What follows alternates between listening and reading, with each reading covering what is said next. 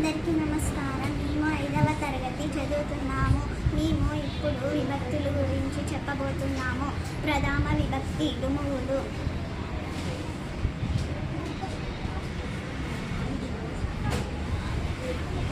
ద్వితీయ విభక్తి ఇలా గురించి.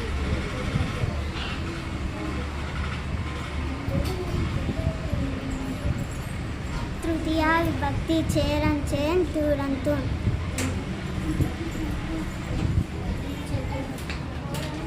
చతుర్థి విభక్తి పోతుకై. పంచమి విభక్తి వలకంట కత్తి. షష్ఠి విభక్తి కిన్ కున్ యొక్క లోన్ లోపల. సప్తమి విభక్తి అన్ దిన్